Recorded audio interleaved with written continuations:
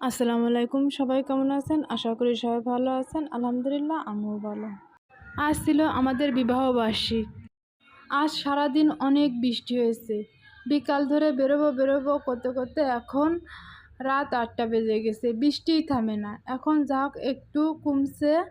যাই হোক, বিবাহবার্ষিক উপলক্ষে আমাদের কোনো প্রোগ্রাম ছিল না যে আমরা কেক কাটবো বা আমরা বাইরে কোথাও ঘুরতে যাব, কোনো প্রোগ্রাম ছিল না। এইটা একেবারে হঠাৎ করেই করা। কিন্তু শুক্রবারে সময় পেলে বা শরীরটা ভালো লাগলে আমরা শুক্রবারে একটু ঘুরতে বেরোই।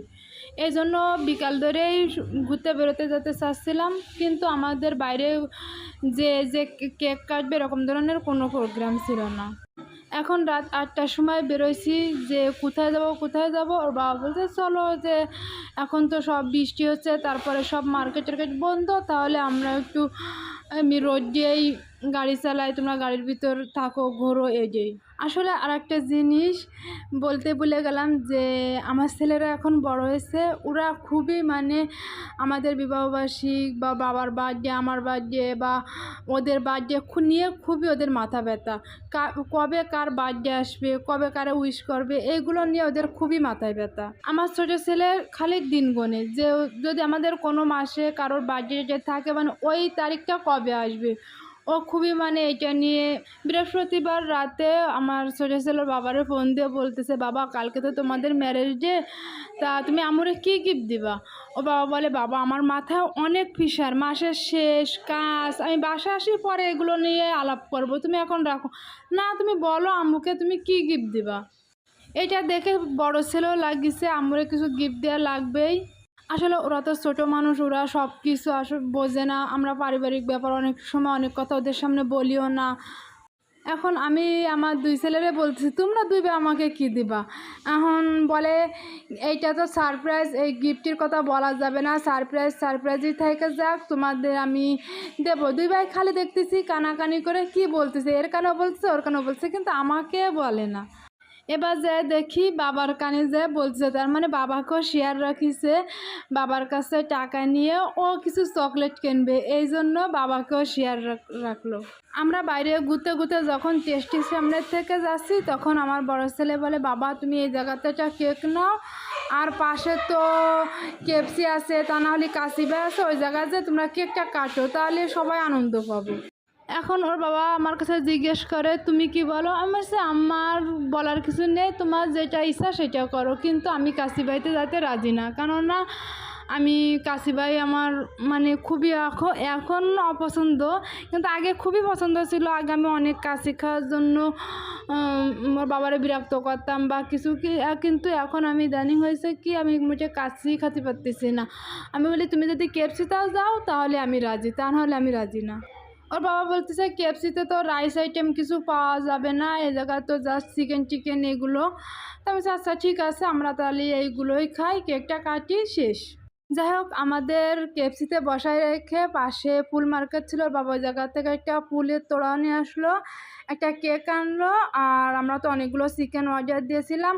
যাই হোক, খুবই ভালো করে আমাদের ম্যারেজ ডেটা পালন করা হলো।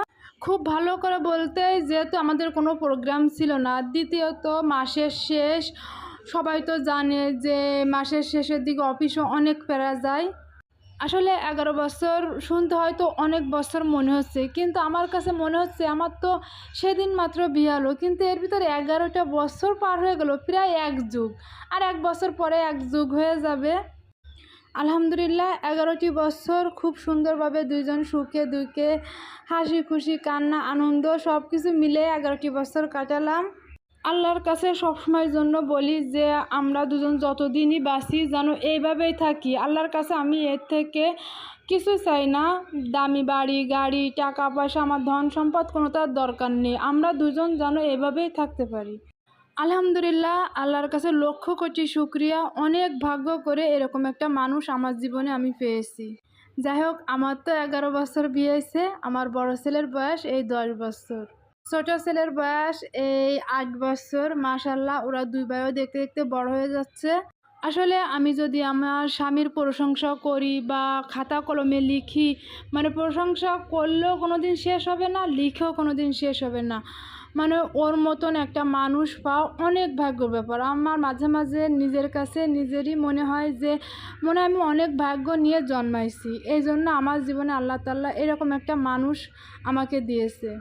ছেলে মানুষের যে এত ধৈর্য হয় আমার জীবনে এই প্রথম দেখা, যে ও এত ধৈর্য ধরতে পারে। আল্লাহ তাআলা যে ওর ভিতর এত ধৈর্য দিছে, ও ধৈর্য, জ্ঞান, বুদ্ধি, মানে মানবিকতা সব কিছুর দিক দিয়ে আলহামদুলিল্লাহ ওর আল্লাহ তাআলা সব কিছু মানে পরিপূর্ণ করে দিয়েছে ওরে।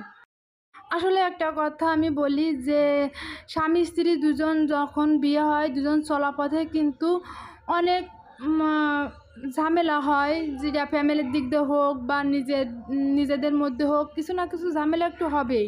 ওইটাও কিন্তু আমাদের মধ্যে হয়েছে, কিন্তু আমার মনে হয় না আমাদের 11 বছরে যে আমরা দুজন কোনো দিন যে কথা না বলে এক রাত থাকিছি। আমাদের মধ্যে হয় একটু অভিমান, রাগারাগি তো হয়, সর্বোচ্চ 2 ঘন্টা, 4 ঘন্টা, 5 ঘন্টা, 8 ঘন্টা, মানে এইভাবে আমার মনেই পড়ে না যে কোনো দিন একটা দিন পার হয়েছে। যাই হোক, আমি জোর গলায় একটা কথা বলতে পারি যে আমি আরও হাজার ফ্যামিলির থেকেও আমরা দুজন অনেক ভালো আছি, অনেক ভালো আছি। যাই হোক, আপনাদের আমি ছোটো করে একটা গল্প শোনাই। যেহেতু আমি বলেছি যে আমি ওর প্রশংসা করে কোনো দিন শেষ করতে পারবো না। অনেকেই জানে যে আমার খুব কম বয়সে বিয়ে হয়েছে, আমরা দুজনে একটু বয়সের ডিফারেন্স। আলহামদুলিল্লাহ, এতে আমাদের কোনো অসুবিধা হয় না। আমার খুব কম বয়সে বিয়ে হয়েছে, তো আমার না খুব একটা অভ্যাস ছিল গল্প শোনা। আমার গল্প শুনতে খুবই ভালো লাগে। মার কাছ থেকে গল্প শুনতাম, দাদির কাছ থেকে গল্প শুনতাম, বোনদের কাছ থেকে গল্প শুনতাম। আমার গল্প শুনতে খুবই ভালো লাগে। আমার বিয়ের পর আমার স্বামীকে আমি বলতাম আমাকে একটু গল্প বলে শোনাও না। ও বলে আমি গল্প বলতে পারি না। আমার রাতের বেলায় ঘুমানোর সময় গল্প শুনতে খুবই ভালো লাগে। এই অভ্যাসটা হলো আমার দাদির কাছ থেকে। আমার দাদি আমাকে এই ঘুম পড়ার সময় গল্প বলে বলে এই অভ্যাসটা করাইছে। আর ও কত কি ছোটো বাচ্চাদের মতন আমাকে গান বলে বলে পিঠি চড়ায় চড়ায় ঘুম পড়াতো। আসলে ও আমাকে ছোটো বাচ্চার মতনই, মানে এক কথায় বলা যায় মানুষ করেছে। খাওয়া দাওয়া, হাঁটা চলা, ঘোরা সব কিছু আমাকে হাতে ধরে শিখাইছে।